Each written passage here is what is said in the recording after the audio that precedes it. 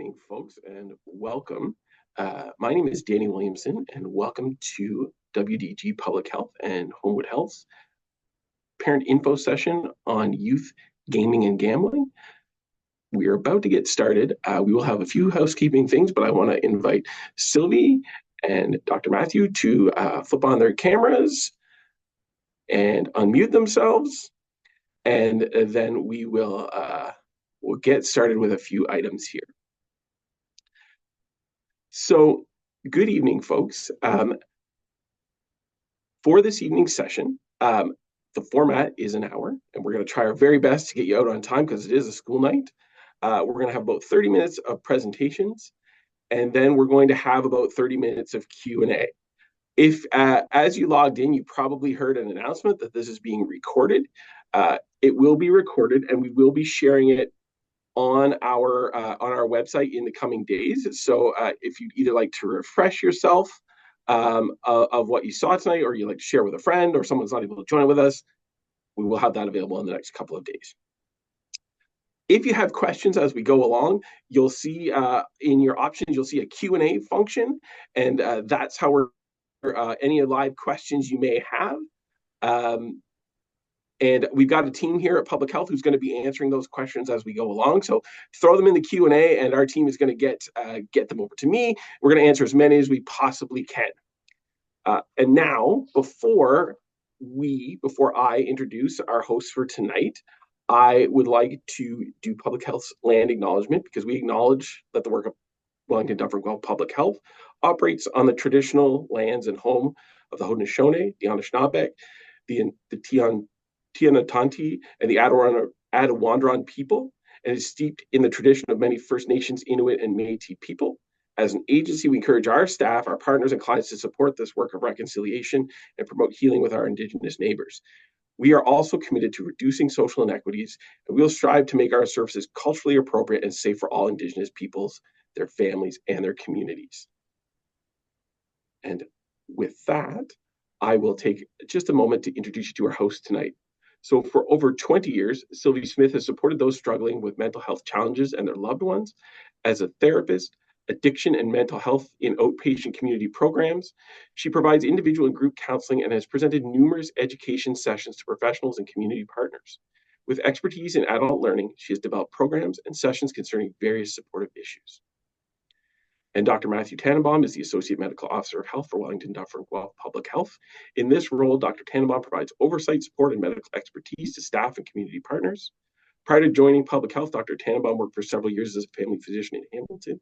He completed his residency in public health and preventative medicine at McMaster University, during which time he spent time at several health units in Southern Ontario, including this one. Dr. Tenenbaum holds a Master in Public Health from the University of Toronto and a medical degree from McMaster University. Dr. Tenenbaum, Sylvie, welcome, thank you. And with that, I'm going to turn it over to you to get this thing started. Great. Thank you so much, Danny, Sylvie. Lovely to see you. And thanks everyone for joining with us tonight for the hour that we have together. This is a really important topic to us in public health because we know that gambling and gaming are emerging issues that young people in our community are facing based upon all the data that we're seeing. But just to start off with, what is gambling? So essentially, gambling is something we're probably familiar with in some ways. It's a form of entertainment, but it's particularly defined by being a form of entertainment where people play games or make bets in a way where they can lose something of value or gain something of value. And there's an element of chance involved in losing or gaining something. Thinking about things like certain card games or dice games you might see in a casino, sports betting or betting pools, things like lottery or scratch to win tickets. These are all different kinds of gambling that exist in our society.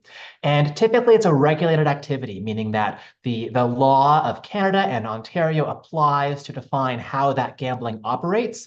And in Ontario, you have to be 18 years or older in order to purchase lottery tickets, or 19 years or older to purchase your ability to play in things like casino games or sports betting. So there is a minimum age, in part because we know, unfortunately, that young people are vulnerable in certain kinds of ways to the experience of gambling. And the reason we care about gambling isn't just because people can gain things or lose things, but because sometimes people can engage in gambling in a way that is harmful or problematic to them. So just moving on to that next slide. So we think about problem gambling as that point at which someone's gambling behavior begins to impact their physical health, their mental health, their relationships with others, their finances, and it becomes a bigger factor in their life. So we know that some people are able to do these things socially and others get into it more seriously and in a way that becomes a problem for them. And not all people are alike in terms of their vulnerability to problem gambling. We know that some people are at greater risk of progressing than others. But for those who are engaging in problem gambling, some of the concerning things that can happen that people around them notice include things like changes in their personality, being withdrawn from friends or family, gambling taking up more time of their life than they planned, an inability to control their urge or desire to gamble, and gambling as a way of escaping stresses and worries in their life. It can even progress to points where they're, selling things or stealing things to feed that habit of gambling. And really, problem gambling is a situation where people have that urge to gamble get away from them, and they lose control over that. And because of that, it can have a substantial negative impact on their life that someone isn't really able to pull in or control, unfortunately. And we know that, again, some people who gamble develop a problem, others who gamble don't. But there are some factors that put people at particular risk that we know exist in the evidence. Certain groups that are at higher risk for problem gambling include those who have certain kinds of mental health challenges, things like substance use disorders, depression, anxiety, personality disorders. Some of these groups can be more prone or at greater risk to develop problem gambling when they engage in gambling at all. Additionally, young people we know are at greater risk. We know that the brain is still developing up until about age 25, and people who are exposed to gambling early in life are more likely to engage in risky gambling encounters and behaviors, and also develop more compulsive gambling habits over the course of their life, including later in life. And finally, when it comes to gender, historically, problem gambling is something that's been more common among men than women. But actually, over time, the patterns between men and women have been more similar. And we know from more recent data that women are actually more prone these days to progress to problem gambling more quickly than men are. Additionally, beyond these factors, things like outside influences, like having family or friends with gambling problems, can also increase exposure to gambling and influence problem gambling down the road. And certain personality traits, like being more impulsive or highly competitive, can also be risk factors. There are these individual factors, and that speaks to why people have different experiences and in terms of progressing to problem gambling. However, we know that problem gambling is something that is probably more common than most people realize. And people have different trajectories over life. And one thing I really hope you'll take away is that people who gamble early in life, that is a risk factor, not just for what they're experiencing at that point in their lives, but what they may experience years or decades down the road. What you see in the slide here is actually just some data graph from a survey that looked at the experiences of people who were problem gamblers and when and how they were exposed early in life. And essentially what you see is there are these different groups of people with different kinds of exposures. That first group in blue are people who were exposed early in life, typically in their teenage years. And by their mid-20s, they became recreational gamblers. And by their 40s or 50s, they became what we call pathological gamblers, people who had real challenges with gambling in their life. Group two in red there, these people were exposed a bit later, but they more rapidly progressed during their 40s and 50s to become these pathological gamblers. And group three in green there, they were exposed later in life, typically after retirement, but they also progressed and developed gambling problems later on. The key thing is, no matter when you are gambling, there are risks of it progressing over your life. And people who are problem gamblers today, they may have been exposed at many points in their life earlier, but that risk is particularly high for those who are exposed earlier on. Additionally, in this particular data, we know that about 98% of people who were in this survey had at least one mental health problem, 80% had two or more. It really speaks to how there is this commingling of gambling addiction and mental health in many cases, and that people who are dealing with gambling problems are also often dealing with other mental health or physical health challenges in their lives. These things are not isolated or easily separated. Now, when it comes to gambling and gaming, you might be wondering why we're talking about both of these things together. And one of the key things that's important to know is that young people, adolescents, are increasingly becoming exposed to things like online gambling through video games, whether it's on their computer, their TV and console, or their mobile phones. And really, gaming is something that's changed quite a bit in recent years. Speaking personally, I am someone who enjoys video games and I've enjoyed playing video games since I was a kid. But I know that 10 years ago, 15 years ago, if I wanted to play a video game, I would go out to the store, purchase a game, spend $50 or $60 once, go home and enjoy it for many years to play. It was really a one-time investment, and then I would play it however long I want to play it. But the way video games are built now is quite different, and the way that the people who make video games make money off of them is also quite different. You've probably heard of things like expansion passes, battle passes, DLC, microtransactions. These are all things that are now embedded into video games. And essentially, the model of video games that is very common now is instead of just paying money up front to play the video game asks people who play to give more and more money as they play so that the people who make them can continue profiting off of that investment. And so people continue to invest money in their video games over time. And some of the ways that the people pay for video games really edge the line when it comes to gambling-like encounters. Things like loot boxes, as an example. These are ways that people can buy items or buy things in a game where they actually don't know what they're buying. Essentially, it's a mini lottery. They'll spend real money to get some sort of item, and then the game will reveal to them after what their item is. And it may be valuable or it may not, but the key thing is it's unknown. And we know that people who purchase loot boxes, they're probably trying to get certain in-game items. And so they're prone to continue to invest money until they get what they want. And it's very similar to gambling because there's that element of chance involved. Additionally, there's this phenomenon called skins, which are these virtual in-game cosmetic items for their characters. And they don't have any intrinsic value on their own, but there is this whole secondary market where people buy skins in games, use them to trade with each other outside of games. Sometimes they use skins to act as a currency in other gambling endeavors. But essentially, these digital things which have no intrinsic value are given value because of the gambling behaviors associated with them. And these are things which, again, didn't exist in video games 15 years ago, but they're now a really important part of how people experience video games and how the people who develop them make money off of them over time. Now, when it comes to gambling behaviors, we actually have some data from across Ontario, the Ontario Student Drug Use and Health Survey, and it found that about 8% of students between grades 7 and 12 reported having online gambling experiences, and 24% reported gambling while playing a video game, for example, by purchasing loot boxes. And 16% reported gambling in other activities like lotteries or card games. We know from this data that male students were more likely to report these behaviors than female students as well. We do have some more local data in WDG from surveys that we've done. And so now I'll ask Danielle and our team to launch our survey, and I'll ask the group in 2024, what would be your best guess about what percentage of grades 7 to 12 students in our community reported gambling in the past year?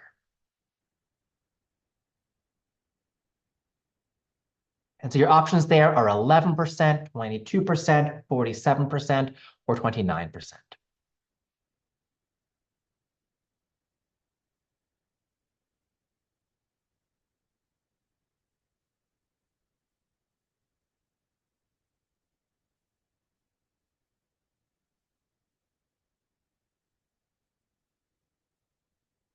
Okay, so we have a number of responses. You may see the results on your screen now. As it turns out, gambling is prominent in our community. We found that 22% of students between grades 7 and 12 in WDG reported gambling in the past year. And we saw, splitting along gender lines, male students did seem to be driving these results. Among males, it was 29%, and it was 13% among females.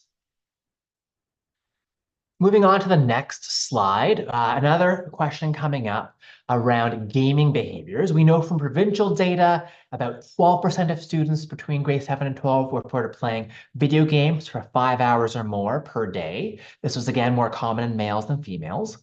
And 18%, or about 1 in 5, reported symptoms of a video game problem, things like preoccupation with gaming, feeling a loss of control, playing to escape other stresses or worries in someone's life.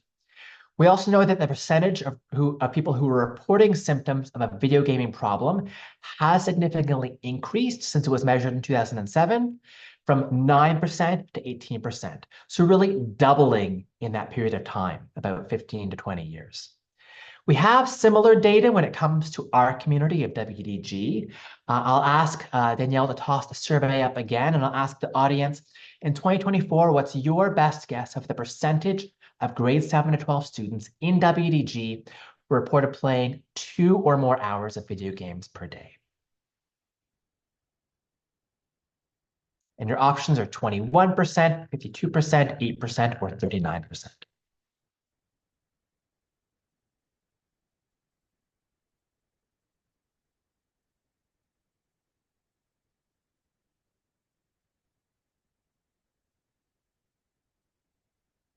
Okay, so as it turns out, 21%, or about 1 in 5 students in grades 7 to 12, reported in our surveys spending more than 2 hours per day playing video games.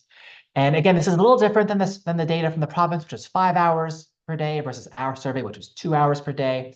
But the key thing is it's a very common behavior to play multiple hours per day among students and youth in our community. Male students, again, were driving the results. About 32% of males reported spending 2 or more hours per day versus 8% of females. And notably, 21% of grade 7 to 12 students who reported playing video games reported that in the last 12 months, they found that they can't think of anything else but playing video games. And 37% played video games so they didn't have to think about unpleasant things. So this speaks to how video gaming interacts with stressors that young people in our community face. It can be a coping mechanism, an escape mechanism, and unfortunately that can be linked to problematic use later in life. So thanks for doing those surveys with us. I'm now going to turn things over to Sylvie, share a bit more about the kinds of things that might draw youth to play video games. Thank you. Thanks for having me.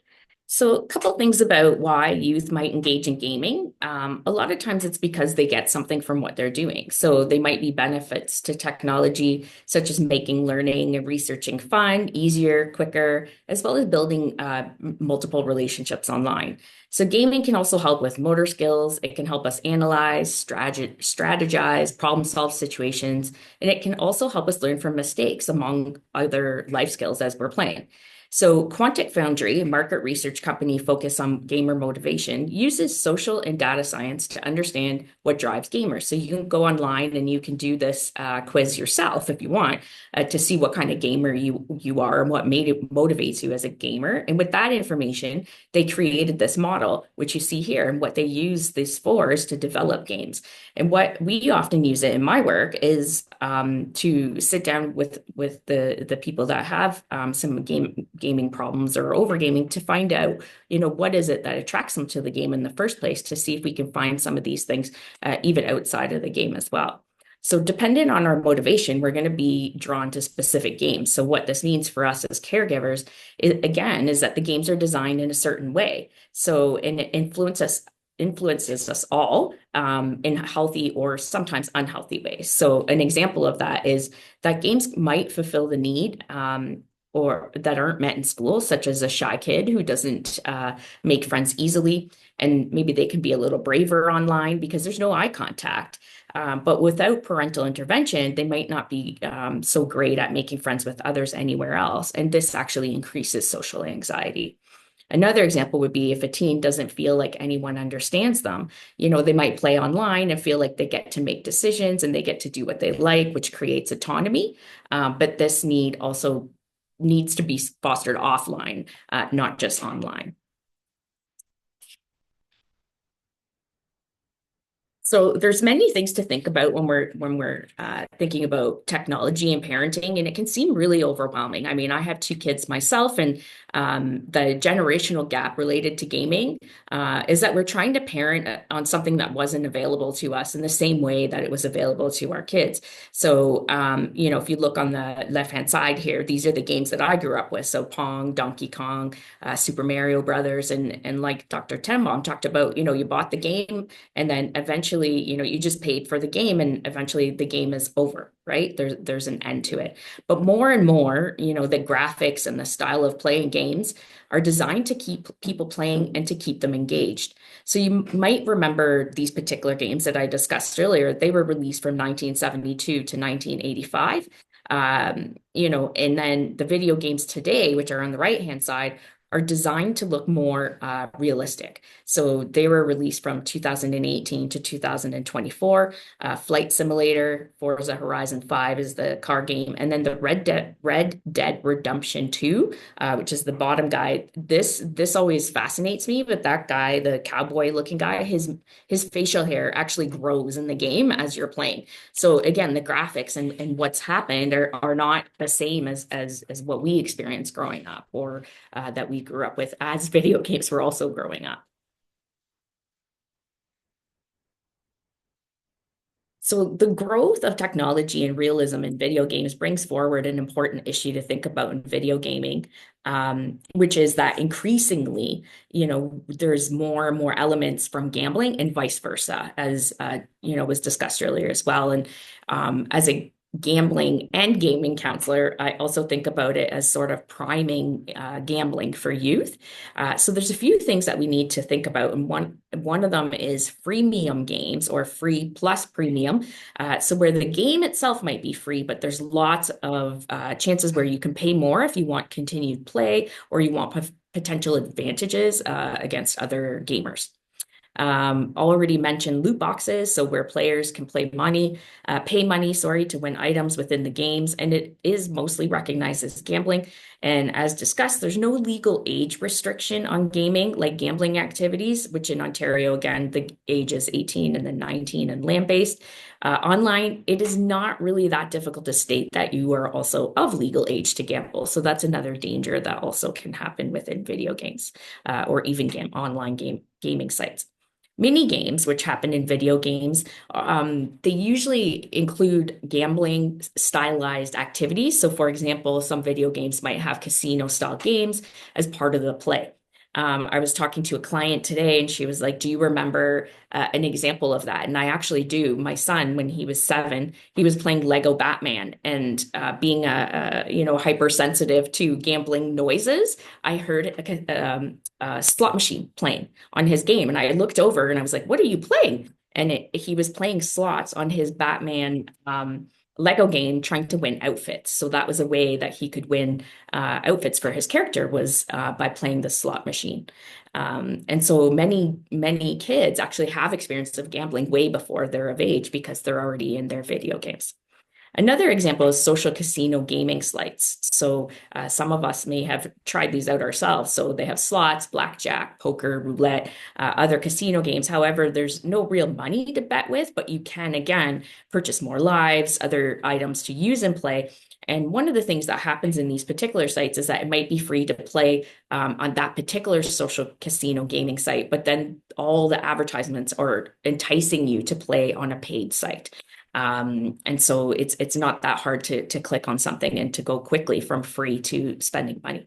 And all of the elements of casino play might also include like using coins, so as representation.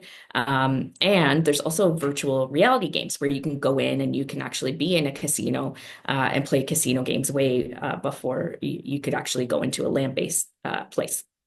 Another type of gambling that I see a lot in some of the clients that I work with is betting on esports. So, or betting on the outcome of professional or other video gamers that are playing games. So they might be playing in tournaments or even online, and they might be playing like video games that are like, all the ones that I mentioned earlier, or they might even be sports games like basketball or Madden football. So when we're watching esports online, various advertisements pop up, and what they're doing is highlighting gambling opportunities as well.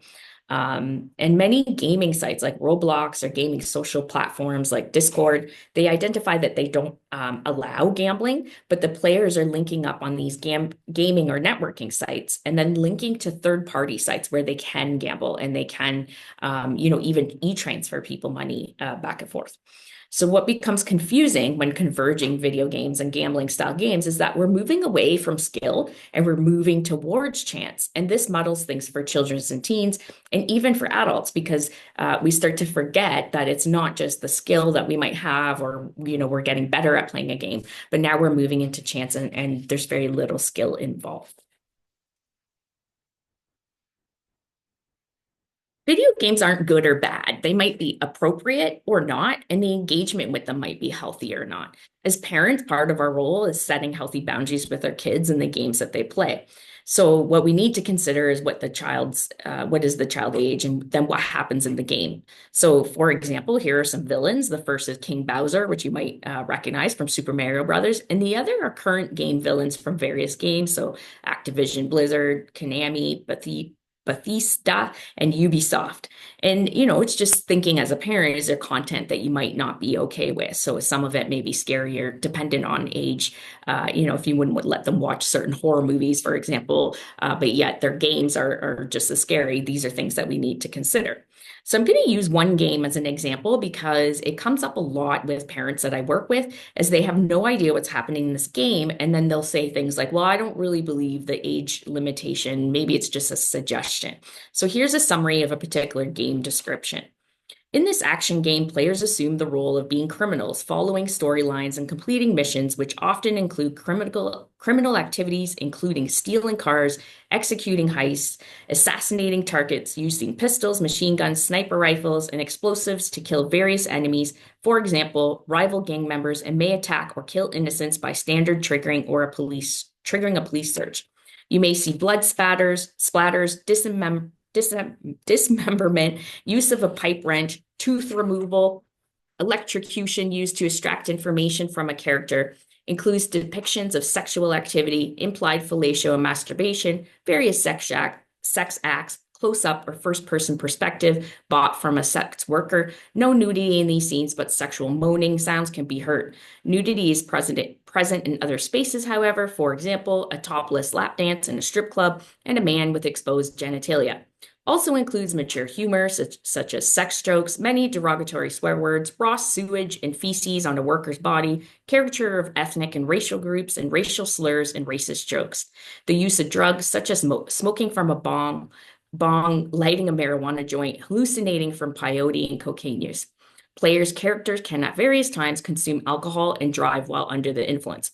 So I took out the things that I didn't want to say in this webinar. So if you actually go and read what actually happens in this game, I just read the easy parts. So if that tells you anything about what you might experience playing this game. So the summary was actually taken from the entertainment software rating board, and you can put in the game name and you can search what's the age rating and the reasons for the content. This particular game is rated mature 17. And I remember my son was 12 years old when he asked if he could play it because all his friends were playing it. And unfortunately, his mom understood the game ratings, and so he wasn't allowed to play it. And he's now 17, and I'm sure he's played it at other people's houses, but he never purchased it.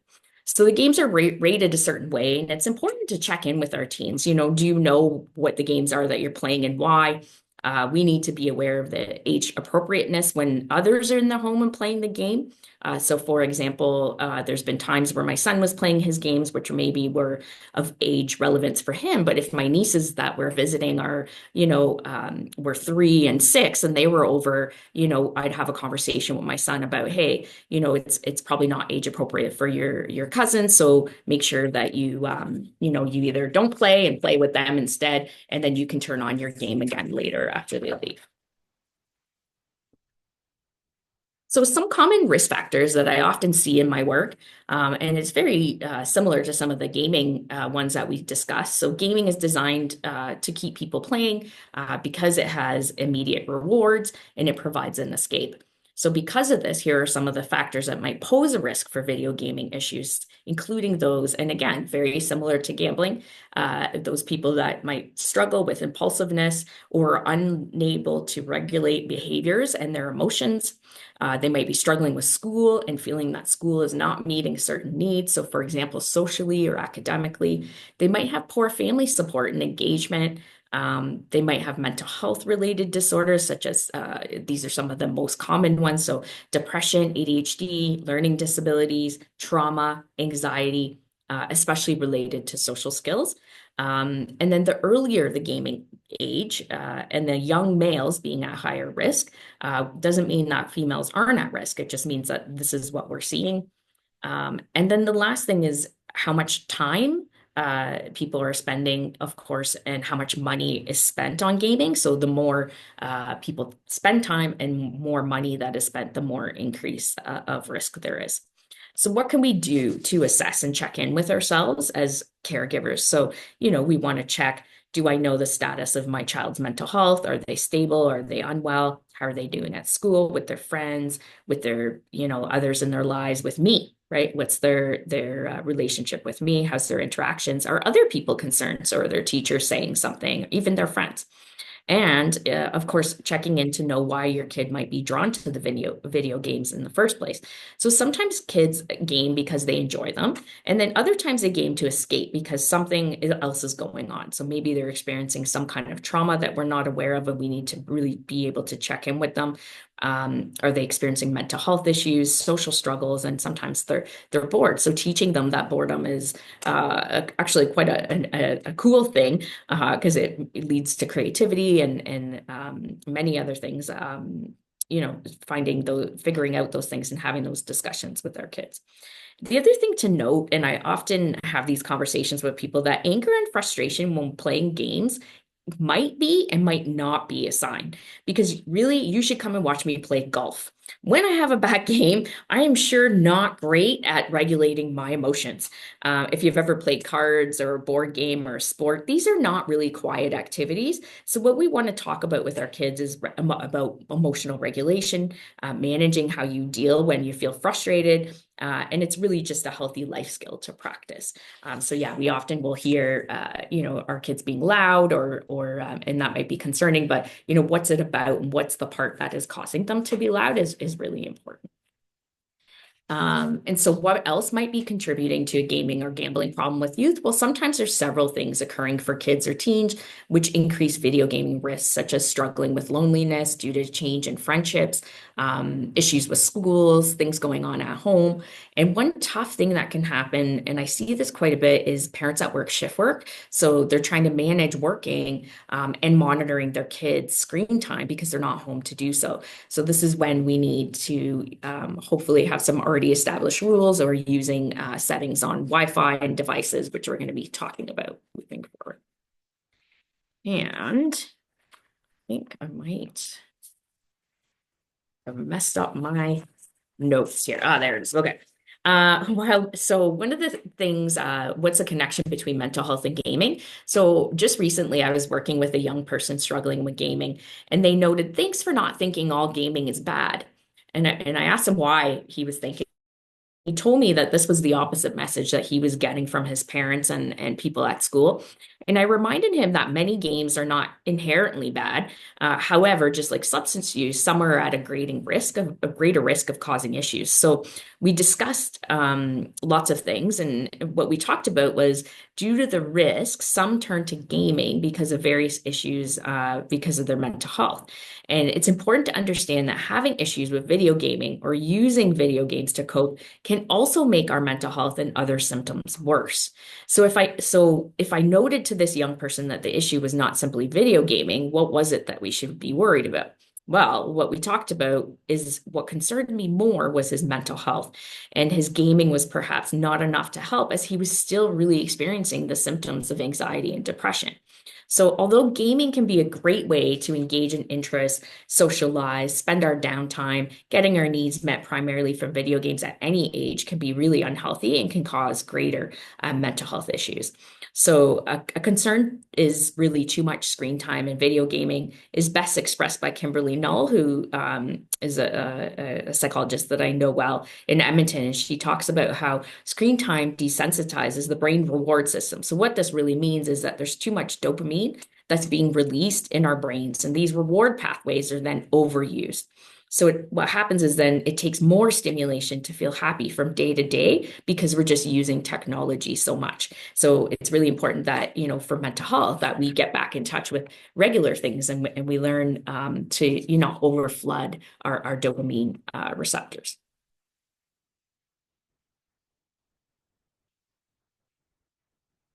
So a couple things to know when we're looking for signs of problem gaming.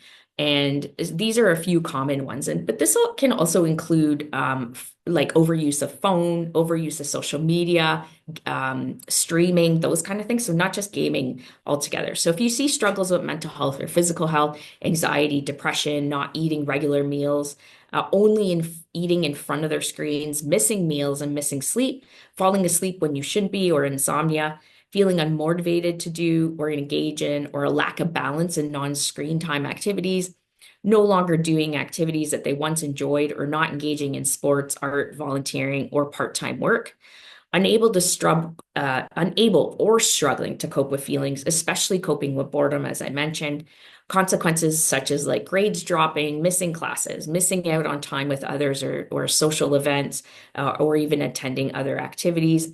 And then changes in their behaviors like lying, hiding, they're playing, less focus on self-care, even things like showering, brushing teeth, getting fresh air. Those things are things that we notice. Isolation, so not engaging with friends and family, not relating to others, and learning empathy, kindness, working through anxiety and issues in a healthy way and with our healthy connections in our lives. And then, of course, we see, the increase in game time, spending money on games, preoccupation, not being able to take breaks. We've tried to stop, not able to stop watching videos, even of other people playing. So not necessarily just gaming themselves, but watching other people game too. And then we become irritable when not on technology, and we can't stop when asked. So we can worry when we see several of these things happening all at once.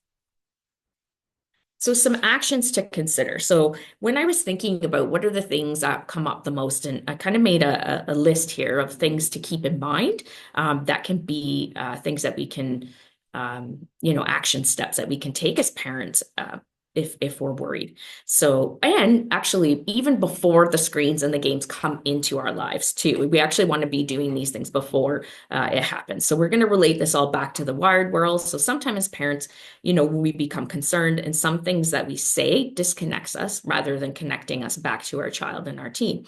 So it's important to keep in mind that there are lots of protective factors that things that we can engage in. So parent-child relationships, harm reduction and compromise versus abstinence, or taking the games away, or screen time, connections. So enhancing connections with school and friends, having healthy family rules and limits, and parental monitoring.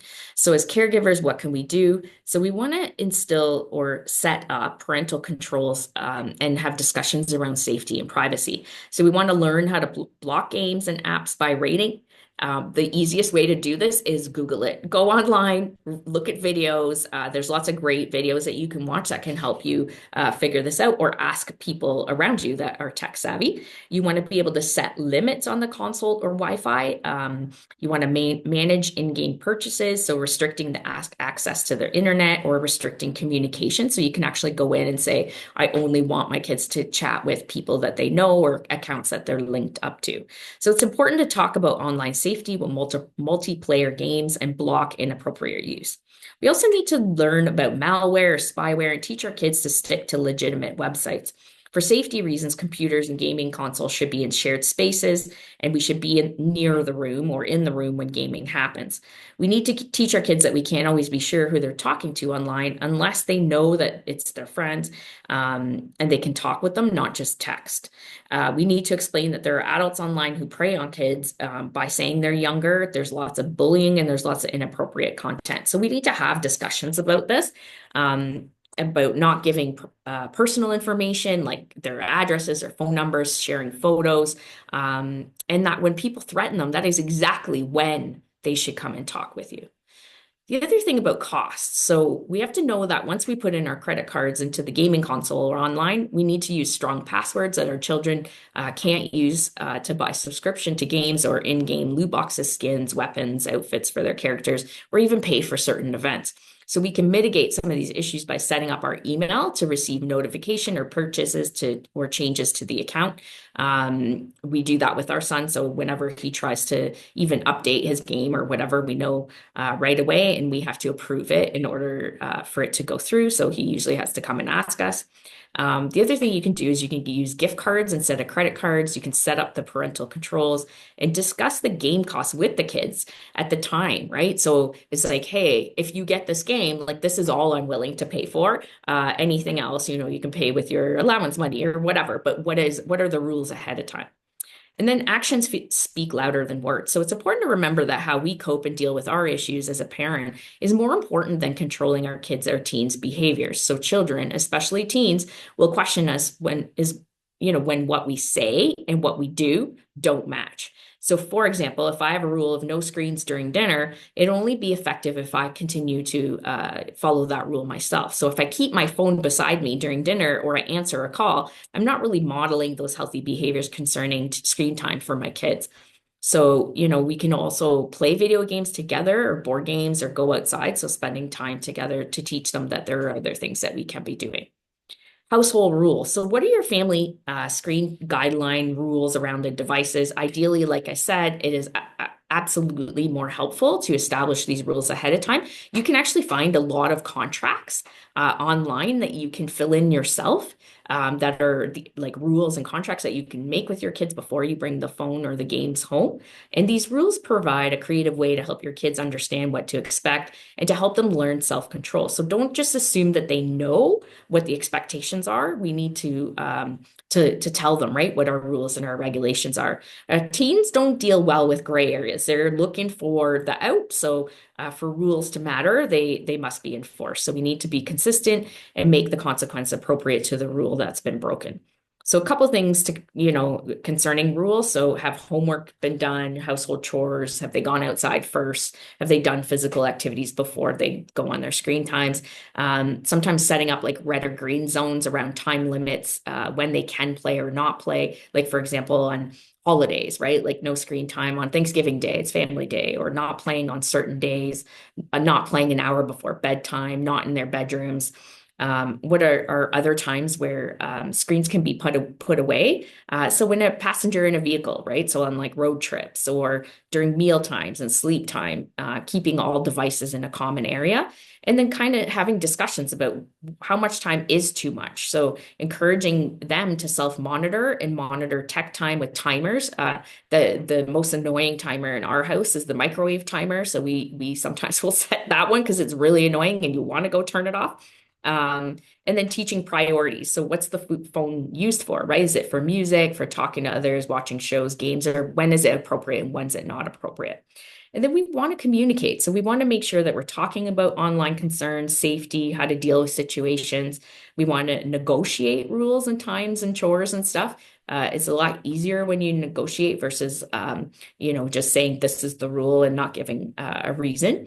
And we need to be mindful as parents of typical push and pulls that happen in parenting, right? We don't want to just focus on the gaming alone. So if we say that the gaming is bad and they need to just lessen their gaming, they're just going to push back. So instead, we want to focus on adding activities, adding priorities, and communicating with them.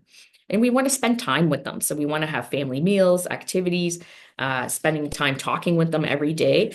I have learned with my 17-year-old that unfortunately he enjoys talking at about 11 o'clock, which is past my bedtime. But there are times where I need to make the time to be up because that's when he wants to talk. So making some concessions myself to engage with them. So I want to learn about the games that they're playing, why they like them. I want to ask questions. I want to show interest, even when I might not have much, but I want to at least pretend and be curious. But I want to be informed about what they're into and learning why. So what are the benefits, the motivation, and even learning slang terms. I'm actually having fun trying to learn some of the terms that they use. I never use them right, so which really makes them mad, but it's kind of fun to do that.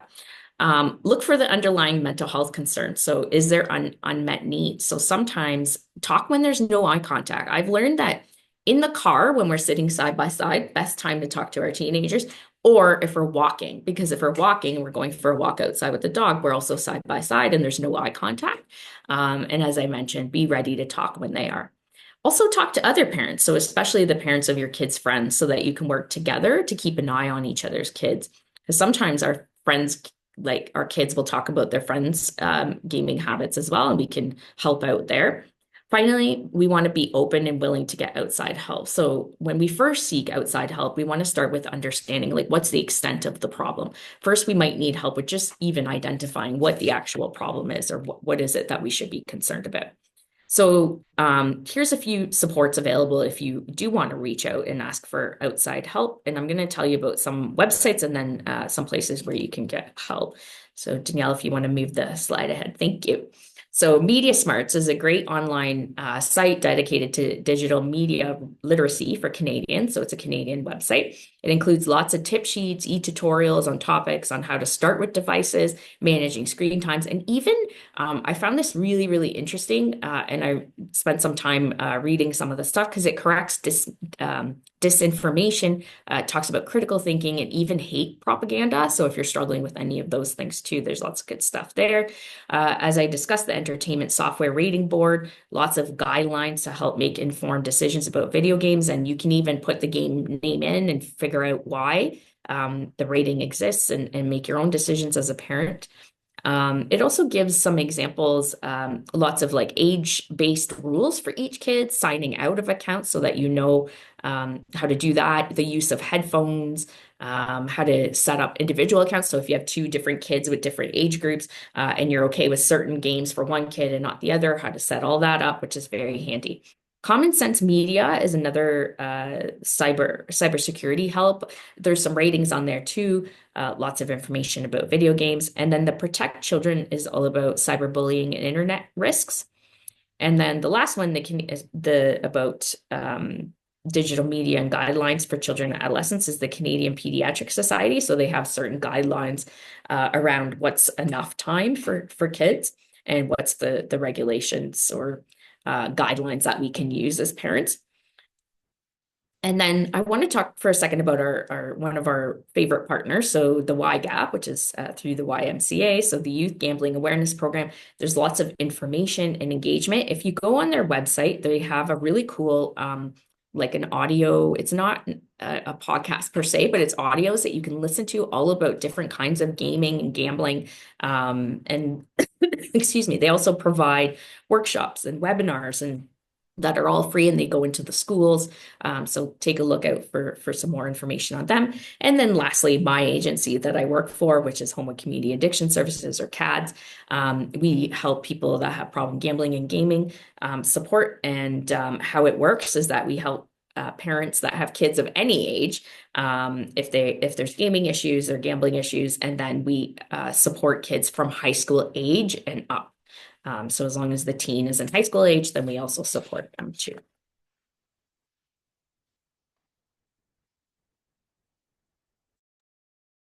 Wow, Matthew and Sylvie, thank you. That's a ton. That's a ton to digest, folks. I wanted to just remind you of two things. One, if you didn't get every single thing that they talked about, we're gonna have this recording available in a couple of days. And second, just to remind you, we're gonna move into the question portion of tonight. We've got about 12 or so minutes. So if you do have a question, if something's come to mind as Matthew and Sylvie were talking, if you want to put them in the Q&A, we're going to try and get through as many questions as we can before we log off tonight. So without further ado, then we'll jump right in. This is a question that came in from the public. in advance of tonight's session. Sylvie, it's a two-part question. So I'm going to ask you the first part, then Matthew, I'm going to come over to you. So Sylvie, how do you help your youth when they're not under your own roof, when they're away at college, they're away at university? What kind of things are you doing in that case? Yeah, so a lot of the similar things that I was talking about earlier is just checking in, having good communication.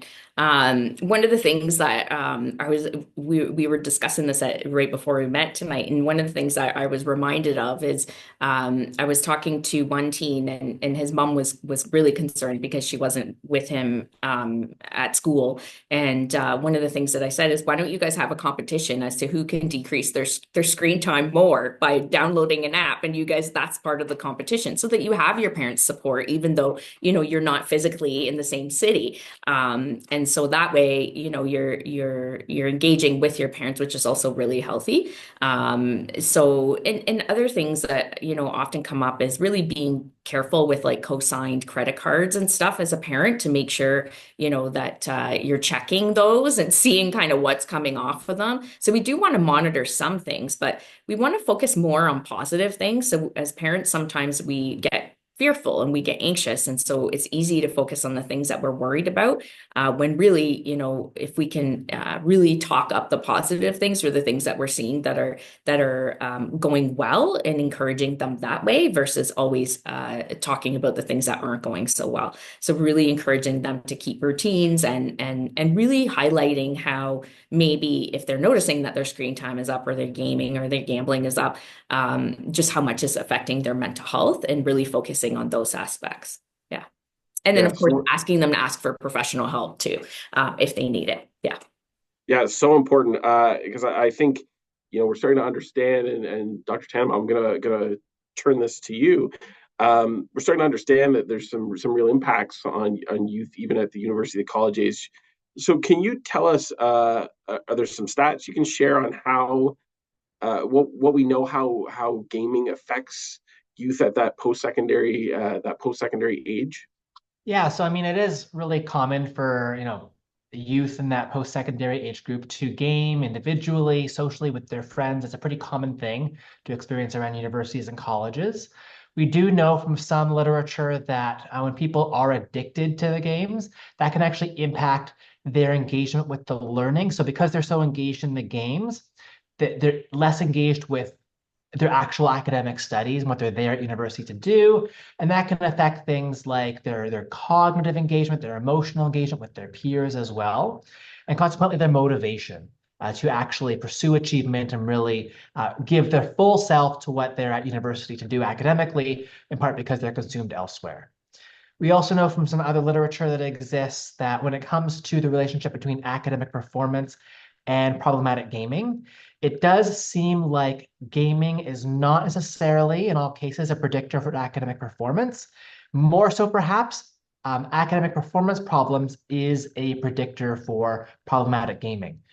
And then that kind of speaks to what Sylvie was sort of showing earlier in that slide with a cycle, which is that gaming isn't just something that impacts your day-to-day life, but it can also be a coping mechanism for stresses that exist elsewhere. Young people at university, college, that phase of life, it's very stressful. There are a lot of things going on, and gaming can be a very easy place to turn for that relief, which may or may not be healthy depending on how people are engaged in it. And just thinking more broadly, there's some work that happened at the University of Waterloo recently, which suggests that when it comes to gaming participation, the intensity of gaming, those aren't as significant as you might think when it comes to someone's overall well-being. Instead, the key driver is social factors like feelings of social isolation or connectedness that determine someone's overall level of well-being. So I think that even as we consider the relationship between well-being and gaming, we don't want to forget that there's all these other things going on in the lives of gamers, which can be driving them to gaming or not, but really key drivers of their overall well-being above and beyond the gaming intensity itself. Yeah, that's really interesting because I think it segues really nicely into this next question. So I'm going to stay with you, Dr. Tannenbaum, and I'd like to know if you can talk a little bit about some of the stats around how gaming affects you socially. And this is a quote from the parent. I see my child socially falling behind. What do I do? My child thinks that gaming online with a friend is the same as hanging out with a friend. How do I explain that it isn't? Um, Are there tools or software out there that might help with things like time management for gaming? Yeah, and that's tricky because, some people do look to games, online games in particular, as a way to engage with their friends or engage with people who are in a similar phase of life. But of course, there are differences between gaming and engaging with people socially that way versus engaging in person or finding other ways that are less online when it comes to connecting with others. Earlier, I kind of alluded to data we have from provincial surveys. This is the Ontario Student Drug Use and Health Survey. And it found that, in 2023, males in grades 7 to 12 are significantly more likely than females to report some of the key symptoms of video game problems, things like thinking about video games when they're not playing them, being preoccupied, playing for longer than planned, becoming restless or irritable when they're not playing. And it's possible that these symptoms could impact their social skills. And that's really important, especially at that phase of life. About 1 in 6 people in that survey met criteria for a video gaming problem. And when we look at only those students who play video games daily in the past year, more than a third met the criteria for a video game problem. And again, as with many of the stats we've seen tonight, males are more likely, in this case, about twice as likely as females, to indicate a video gaming problem. And so the key thing is there is this relationship between how people choose to engage in gaming, the symptoms they have, and then how those consequently affect their social skills and engagement with others. And we have, expert and real credible organizations like the American Academy of Child and Adolescent Psychiatry, which do state in their language for the public that excessive video gaming can and does have negative social impacts on youth. And that includes less time socializing with family and friends and decreasing social skills and emotional self-regulation.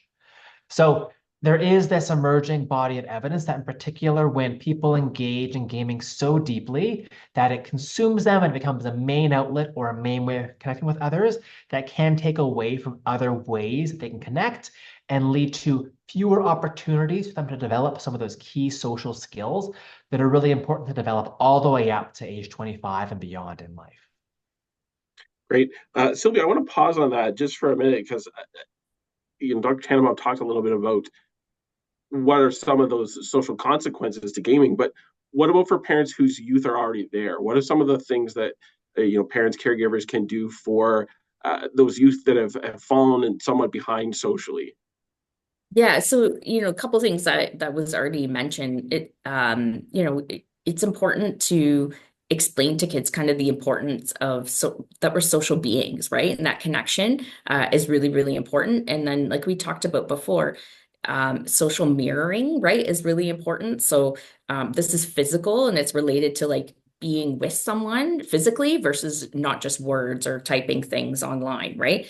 And that healthy attachment. And one of the things that I often talk to my clients about is when we have social anxiety, it doesn't get better by isolating more, or it doesn't get better by avoidance. We feel like that might be safer, but sometimes what we think is safer can actually be more harmful to us because it causes us to avoid it further.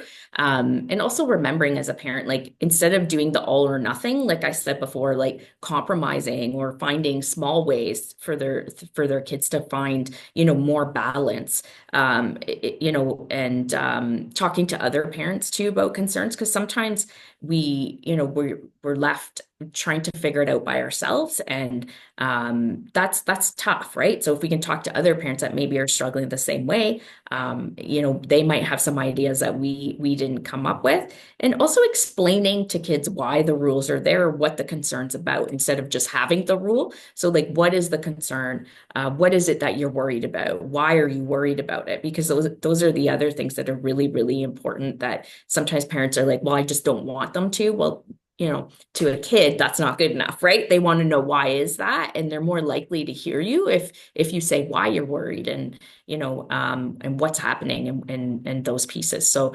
all of those pieces are about healthy communication, and then that attachment piece, right? And getting that relationship to be a little bit better. Great. Folks, we got time for just one more question that's come in. Sylvia, I want to ask you, talked a lot about what parents can do with their kids, and a lot of that is sort of when you're around, right? When we're at home. A parent asked, even with my best plans, once they leave the house and go to a friend's house, it's very difficult to get them to follow the same rules. How do you enforce those kind of habits when you're not around? I think that's an interesting thing to talk about because, it reminds me of many things that I might have different rules in my house versus when they go to their friend's house as well, right? So it's having that open conversation about, what are the rules at our house? They need to apply when you go to somebody else's house. And if I have a good enough relationship with those other parents, again, I'm going to have those discussions with them, and let them know what I'm kind of okay with and what I'm not okay with. You generally, if I'm a parent and the other parent is concerned or there's a reason why they have that rule, I mean, and it's reasonable, that's a reasonable thing. And again, right, like it's easier to enforce a rule if you explain why you're doing it with kids and there's a rationale, right? So here's why, whether it's your age or, you know, later on you can do it, but just not quite yet, or just because your friend does it, like all those things, that we do as parents, but explaining to them why it is that those rules are there. And hopefully you have a good enough relationship with the parents that you can have those discussions. But yeah, it's tricky, but not impossible. And sometimes we are afraid to talk to other parents, but I think that's the way to go, is to have those conversations. Because half of the time the other parents are like, yeah, I don't want them to do it anyways as well. So it kind of gives them an out too. So yeah. Folks, that brings us to almost exactly 8 o'clock. So those of you who joined us tonight, thank you so much for spending an hour with us tonight on a school night. Dr. Matthew Tenenbaum, thank you so much. Sylvie Smith, thank you so much. Gave us just a ton of great information tonight. Folks, you'll see a survey in the chat.